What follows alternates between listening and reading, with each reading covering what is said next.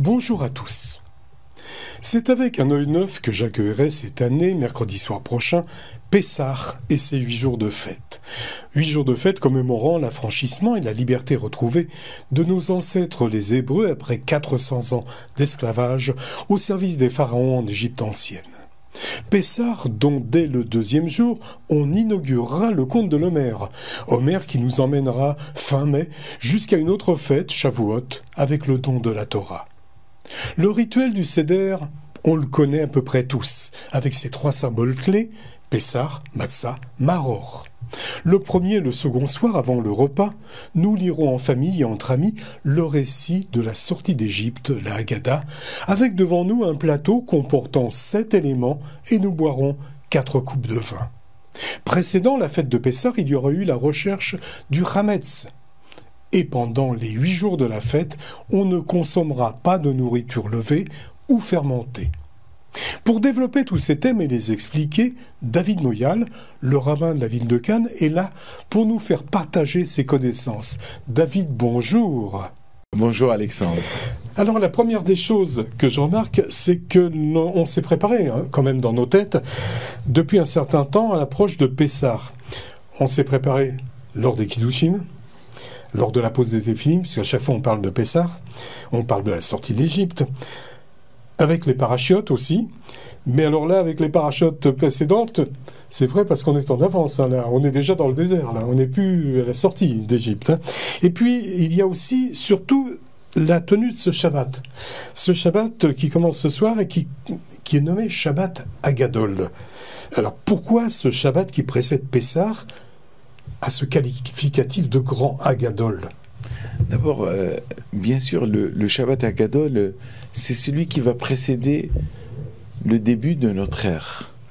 Le Shabbat Hagadol, il faut savoir ce Shabbat-là, la première année, c'est à la sortie d'Égypte, c'est le même jour, le 10, où l'agneau pascal a été préparé. Parce qu'il faut rappeler que la sortie d'Égypte a eu lieu un mercredi soir, donc le 15, le 14 au soir, le 15, c'était donc un mercredi soir, donc le 10, comme cette année, Shabbat Hagadol tombe comme celui de la sortie d'Égypte. Tout simplement, c'est le Shabbat de l'unité. C'est le premier Shabbat qui va permettre au peuple de vivre... De s'assembler. De se rassembler, de vivre une autre liberté. Parce que... Ou de commencer sa liberté. De la commencer, mais de la vivre différemment. Parce que qu'est-ce que c'est que le Shabbat ?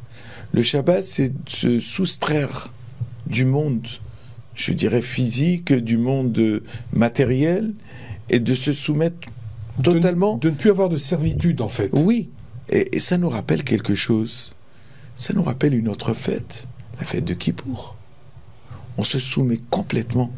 On est dans un monde spirituel. Ça veut dire que Shabbat Hagadol serait au niveau de Kippour ?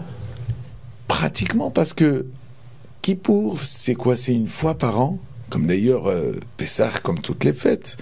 Mais ce Shabbat, Shabbaton, il est marqué 2 fois Shabbat, Shabbaton, un grand Shabbat, parce qu'il permet l'expiation des fautes. Ce Shabbat Hagadol, il permet à un peuple de s'inscrire dans l'histoire, dans son histoire, dans une forme d'histoire, dans une forme de liberté. Parce que dites-vous tout simplement que l'importance de Kippour, une fois qu'on a terminé Kippour, une fois qu'on a demandé à Dieu de nous pardonner, d'expier nos fautes, eh bien on repart avec un compteur, je dirais à nouveau, c'est une nouvelle ère qui commence. Eh bien le Shabbat Hagadol, c'est ce Shabbat-là qui donnera naissance à d'autres Shabbatot. C'est-à-dire que ce Shabbat-là... C'est le premier Shabbat, en fait. C'est le premier Shabbat. C'est peut-être pas le premier Shabbat de l'année, mais c'est le premier Shabbat qui va précéder le début de la libération, le début de la liberté, la grande liberté, le passage, comme on dit, le début de Pessah, c'est ce Shabbat-là qui le démarra. David, on dit, et quand on parle en français, on dit Shabbat et on pose le mot au masculin. Mais en fait, j'ai regardé, Shabbat, c'est du genre féminin en hébreu. Alors pourquoi on dit Shabbat à Gadol? On devrait dire Shabbat à Gadola. À Gadola, complètement. Alors pourquoi on le masculinise? Alors, c'est vrai que lorsqu'on parle du Shabbat, on fait référence au jour. Le jour, c'est Yom en hébreu. Je vais vous donner l'exemple. Dans les 3 Amidot, c'est-à-dire les prières que nous faisons, ou même les 4, incluant Moussaf, vous avez le mot Veyanuru Ba, ils se reposeront en elle. Ba, c'était un féminin. Vous avez le matin Bo, et vous avez Shabbatot au pluriel, au lieu de dire Bam, au lieu de dire Ban, on dit Bam. Alors, forcément, Shabbat, dans toute la Torah, excepté le jour de Kippour où on a dit Shabbat Shabbaton hu lachem, on a dit Shabbat Shabbaton. Alors, on considère que c'est conjugué avec Shabbaton, mais là, on fait référence à la journée. Bien sûr, la journée en français, c'est une journée au féminin, mais lorsqu'on dit Shabbat, le Yom du Shabbat, le jour du Shabbat est Gadol. Mais c'est vrai que dans la Torah, c'est marqué Shabbaton hi, lachem, mechaleleha. On va parler de Shabbat hi. On utilise un féminin. Le Shabbat est féminin lorsque la Torah s'adresse au peuple, lorsque Moshe s'adresse aux enfants d'Israël, il utilise le féminin. Mais lorsqu'on l'utilise dans les textes, on fait plus référence à la journée. Quand je dis la journée, le jour. Le jour et Yom, en hébreu forcément, est au masculin. Paracha Shemot, on lit: Dans le pays d'Égypte, l'Éternel parla à Moïse et à Aaron en ces termes. Parlez à toute la communauté d'Israël au 10e jour de ce mois, Shabbat, que chacun se procure un agneau pour sa famille paternelle, un agneau par maison. Vous le tiendrez en réserve jusqu'au 14e jour de ce mois, c'est la première soirée de Seder. Alors, toute la communauté d'Israël l'immolera vers le soir. On prendra de son sang et on teindra les 2 poteaux et le linteau des maisons dans lesquelles on le mangera. Alors, David, quel est le symbole caché derrière l'agneau? Et derrière ce sacrifice de l'agneau? D'abord, le sacrifice, je crois qu'on a eu l'occasion d'en parler, de ce que c'est qu'un sacrifice. Le sacrifice, c'est la partie animale qui sommeille en nous, que nous donnons à Dieu. Ça, c'est la première partie. La deuxième partie, le sacrifice se dit en hébreu korban, qui veut dire une forme de proximité. La proximité de l'homme avec Dieu en apportant ces sacrifices, d'abord en voyant ce spectacle qui était parfois difficile à vivre, saigner l'animal, dépecer, etc., etc.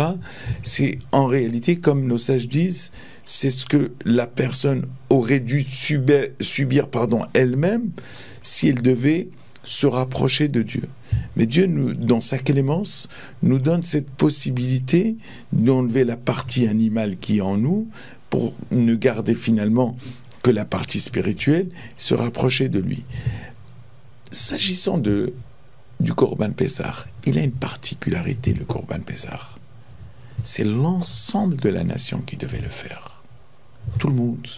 Bien sûr, certes, dans un état de pureté, parce que le texte va en continuant, en expliquant comment il devait être accompli, comment il devait être mangé, ceinture au rein, bâton à la main, etc. Mais l'agneau pascal, c'est un sacrifice qui était accompli par l'ensemble du peuple. C'est-à-dire que ceux qui ne pouvaient pas le faire, et on le voit dans les textes, avaient ceux qui étaient éloignés à juste titre, par exemple ceux qui étaient dans l'impureté, pouvaient le faire un mois après. D'ailleurs, c'est pour ça qu'on parle de Pessah Sheni. Il y a un deuxième Pessah. Maintenant, pourquoi l'agneau? L'agneau, c'est ce qui représentait la divinité égyptienne. L'agneau, c'est dans le signe zodiacal, c'est le bélier. C'est-à-dire que le peuple d'Israël... Et le bélier était un dieu égyptien. Était un dieu égyptien, et puis c'est aussi un signe. C'est-à-dire que c'est un signe dont on dit en hébreu, ces signes sont appelés des mazalot. Le mot mazal, c'est chance. Et d'ailleurs nous disons, en mazal et Israël. Israël ne se soumet pas à ces mazalot, même s'ils influent, et à juste titre. Il y a d'ailleurs tout un chapitre dans le 9e chapitre dans le traité de Brachot qui explique toute la partie astrologique, qui est magnifique d'ailleurs, mais nous disons la chose suivante, que le peuple d'Israël a son destin en main, et son destin est défini par rapport à, tout simplement, est défini par rapport à son comportement. Et c'est la raison pour laquelle nous avons pris le soin de sacrifier l'agneau. D'ailleurs, rappelez-vous au passage, Moïse dit à Pharaon, vous pensez un seul instant que nous allons saigner, sacrifier le Dieu égyptien devant les Égyptiens eux-mêmes? Vous croyez peut-être pas un seul instant qu'ils ne vont peut-être nous lapider. C'est-à-dire, et c'était entre autres la raison pour laquelle Moïse a demandé à ce que cela soit fait dans le désert. Parce que là aussi, il y a, pardon d'ouvrir cette parenthèse, il y a aussi une notion de respect. Moïse, sachant que les Égyptiens étaient idolâtres et qu'ils se soumettaient au bélier, entre autres, pas que le bélier, il y a aussi une notion de respect. Moïse qui dit à Pharaon, oui, nous comprenons, mais nous respectons les Égyptiens, nous respectons leurs us et coutumes. Nous n'allons pas prendre l'agneau et le faire devant les Égyptiens. Ils vont forcément mal le prendre. Bien sûr. Mais, pour dire tout simplement, le fait d'avoir sacrifié cet agneau, c'était aussi de dire à tous ces Hébreux qui étaient là-bas, il y a un autre Dieu qui est au-dessus de ce Dieu-là qui représente l'Égypte.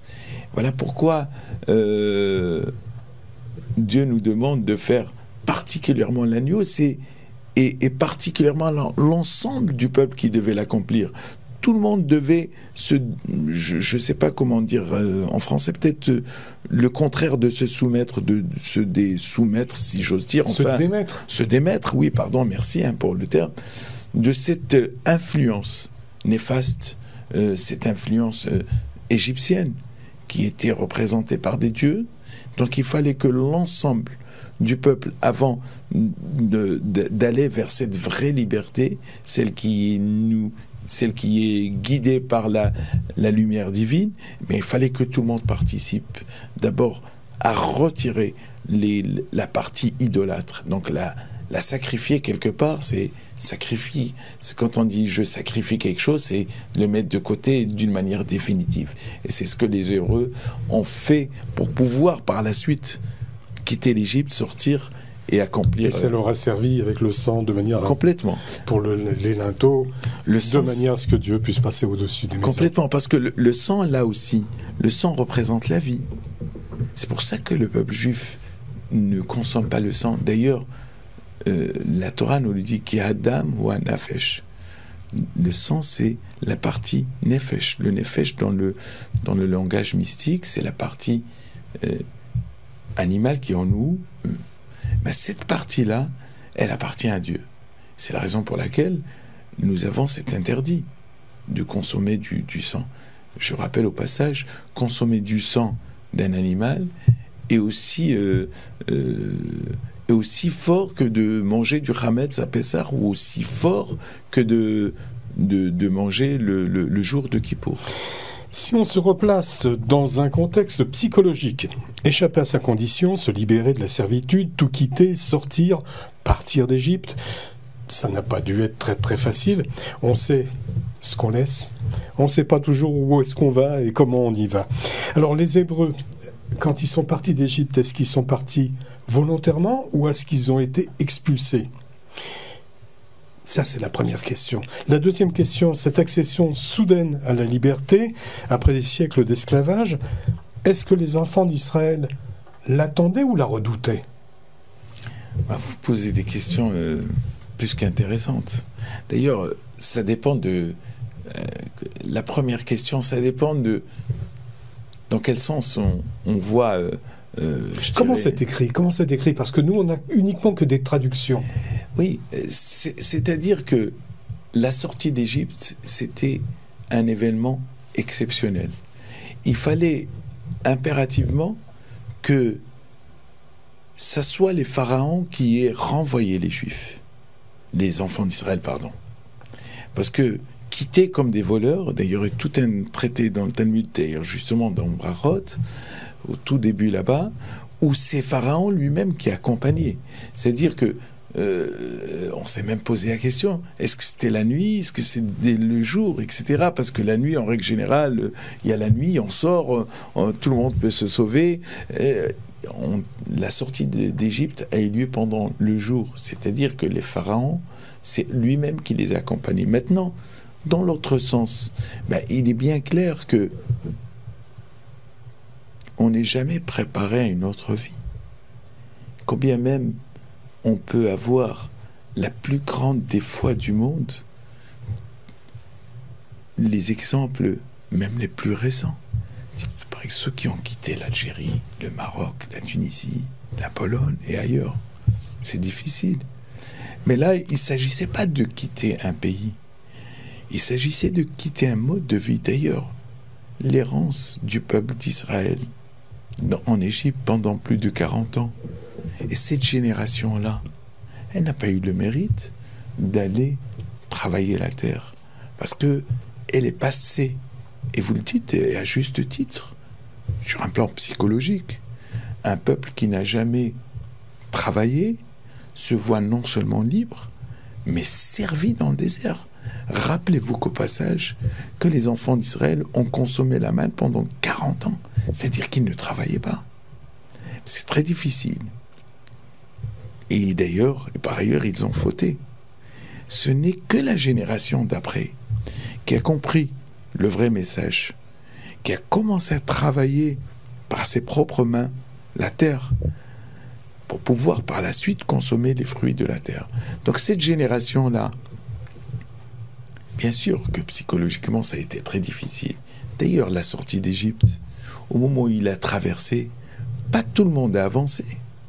On dit, le Midrash dit que c'est le premier qui a sauté, ça a été Narshon, un descendant de la tribu de Juda.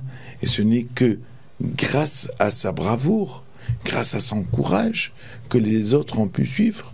Mais dites-vous bien une chose, c'est ce que d'ailleurs la halakha va nous redire. Il y a des étapes, c'est pour ça qu'il y a des étapes dans le Seder. On ne va pas de suite parler de la liberté, on pense aussi à l'amertume, parce qu'elle fait partie aussi de la liberté. Il y a tous ces passages-là qui nous ramènent à la grande liberté. Dites-vous qu'à la fin, on boit ce dernier verre-là, qui est synonyme de grande liberté, mais avant cela, nous avons consommé les herbes amères, nous avons consommé telle et telle chose, la matzah, le pain pauvre, etc., etc.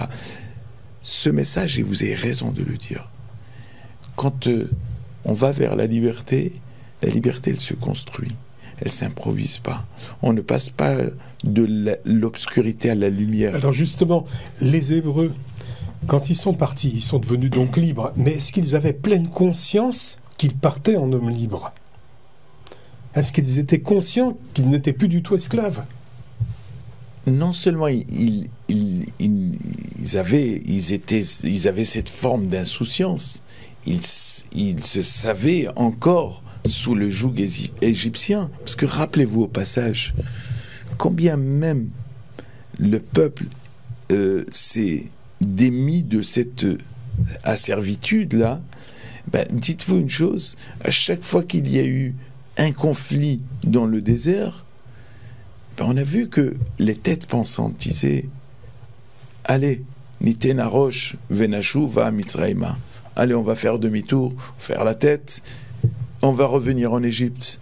Parce que l'influence de ce monde égyptien était très pesante. Elle était pesante. L'Égypte a influencé ce peuple pendant plus de 400 ans. C'est ce que je disais, on sait toujours, on ne sait pas où on va, mais on sait d'où on vient. Oui, mais l'avenir est toujours incertain. L'avenir est Donc incertain. on a toujours tendance, peut-être, quand on a des difficultés, à revenir vers l'arrière plutôt que de partir vers l'avant. Il faut construire ces arrières pour mieux avancer. Et d'ailleurs, ce qui a permis aux enfants d'Israël, plus ou moins, d'avancer, c'est parce que il leur a été permis il leur a été, dit par Moshe qu'ils allaient recevoir la Torah. Mais dites-vous, ils n'ont pas reçu de suite la Torah, parce qu'ils auraient dû la recevoir aussitôt une fois sortie. Ils n'étaient peut-être pas tous d'accord pour la recevoir non plus. Non, mais il fallait se préparer. Le peuple d'Israël, en Égypte, avait atteint, comme nos sages disent, 49 degrés d'impureté, c'est-à-dire presque le summum de l'impureté. Au 50e degré, ils perdaient totalement leur identité. Donc il fallait, et d'ailleurs la période du Homer, elle va servir à ça. C'est exactement elle va servir à ça. Elle va servir.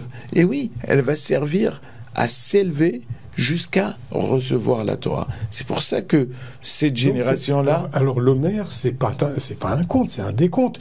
C'est un décompte complètement. C'est un décompte, c'est-à-dire qu'on va vers le zéro. Complètement, c'est un décompte. On va faire le 49e jour. Oui, mais c'est un décompte complètement, parce que ce sont des jours préparatifs qui vont nous mener jusqu'au don de la Torah. Jusqu'à la pureté. Jusqu'à la pureté. Et ce peuple-là aurait dû la recevoir aussitôt, mais il ne l'a pas reçue.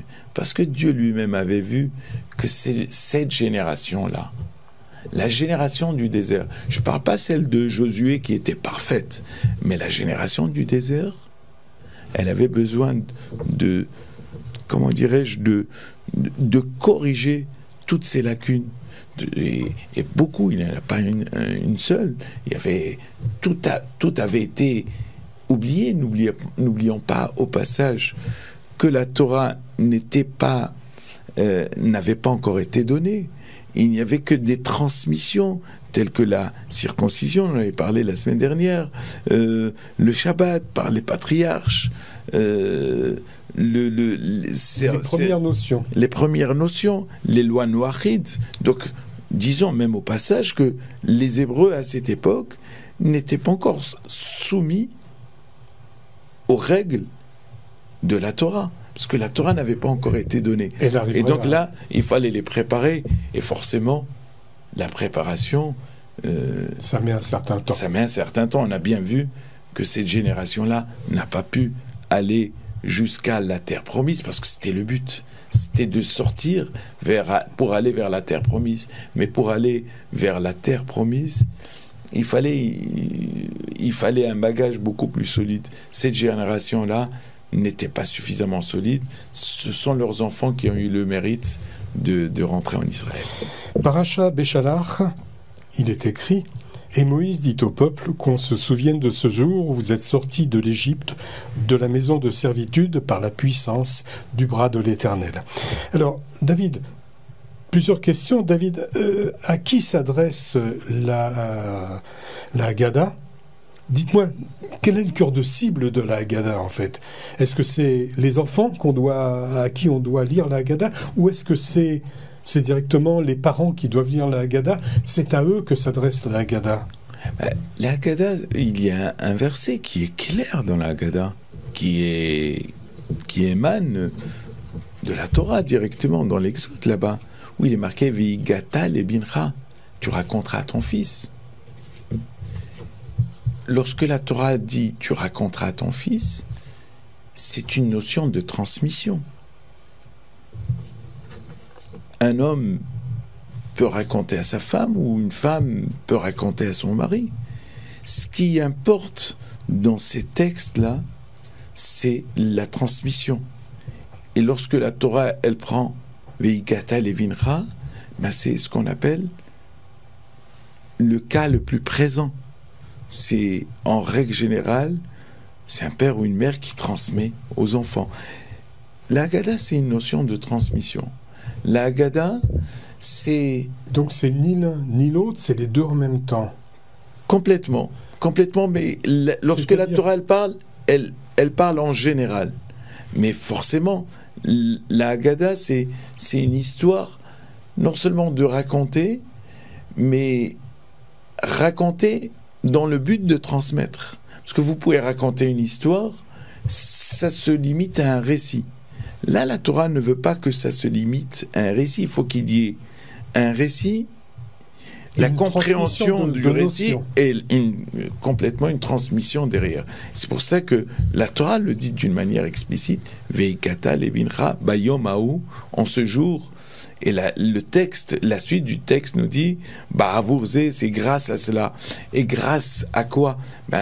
Lorsqu'on va voir les matzot, les herbes amères, tout ce qui est à table, on va dire c'est grâce à cela, c'est-à-dire grâce à ce qui a fait cette histoire, grâce à l'histoire de ce peuple qui n'a pas eu le temps de voir son pain levé, grâce aussi à l'amertume, parce que dans l'histoire, on rappelle aussi l'amertume, parce qu'elle fait partie aussi de l'histoire. C'est ce qui permet de corriger l'histoire par la suite.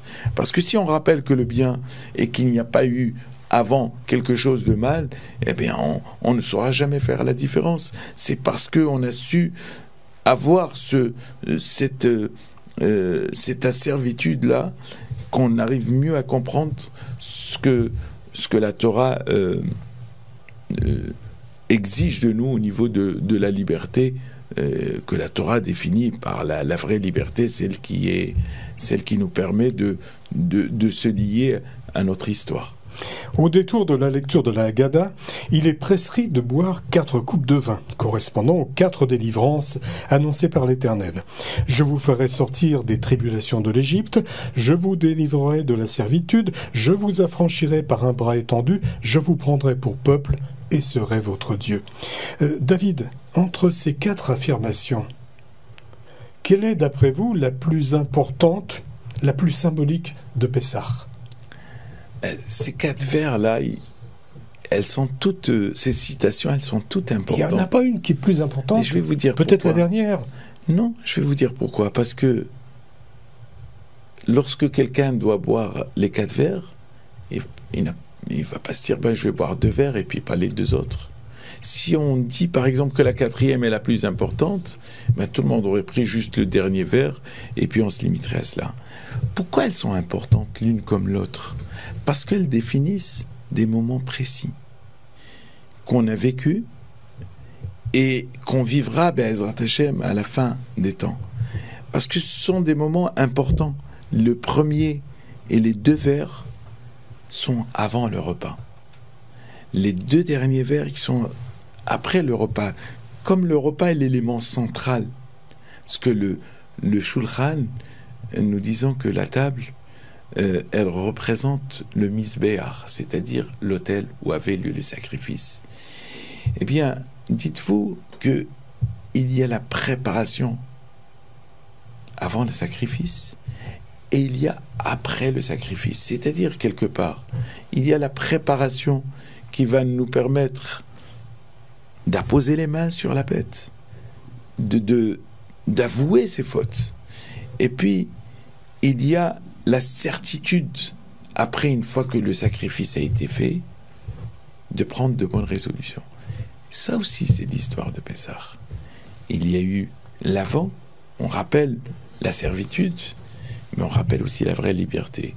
Et la vraie liberté dans la Torah, c'est marqué Harut. Harut qui veut dire gravé, c'était gravé sur les tables de la loi. Eh bien, le mot Harut peut se lire aussi Herut. Herut qui veut dire liberté. La vraie liberté qu'exige la Torah, c'est d'être lié à son histoire, d'être lié à la Torah tout simplement. C'est ça la vraie liberté. Alors c'est pour ça que ces 4 vers sont des vers de délivrance. Pourtant, ils ne sont pas tous situés sur la même, comment dirais-je, ils sont à des moments différents. D'ailleurs, dans le traité de Psachim, nous disons la chose suivante. D'ailleurs, c'est une bonne question que vous posez. Si quelqu'un est bon en une seule fois, je dis tiens, écoute, moi le CDR, il me prend trop la tête, je vais prendre une bouteille de vin, ça fait 4 verres, enfin, je pense peut-être un peu moins, et je vais finir la bouteille en une seule fois. Il n'est pas quitte. Parce que l'histoire, c'est pas il ça. faut ces 4 étapes. Il faut ces 4 étapes pour nous ramener jusqu'à la 5e, selon la tradition, selon la mystique, qu'on recouvre et qu'on prendra que au lendemain. Mais ce sont des étapes nécessaires dans la vie de chaque être. Quand on passe par la difficulté, on pose les problèmes et on va vers la résolution. D'abord, la problématique, ce sont les 2. La table au milieu, le seder, le shulchan, c'est-à-dire le manger. Et après, quand quelqu'un est rassasié, avant d'être à satiété, il y a une réflexion. Quand on a le ventre plein, on réfléchit moins. Mais la Torah vient nous donner ses bons conseils. L'histoire de Pessah, elle est pleine de bon sens et plein d'enseignements, tout à fait. Merci David, merci pour toutes ces précisions, ces explications qui enrichissent notre compréhension et nous permettront bien sûr de mieux appréhender la fête de Pessah. Voilà, vous restez avec nous, puisque dans quelques instants, avec Gérard Pavard, le président du consistoire de Cannes, nous parlerons concrètement des paniers de Pessah. A tout de suite.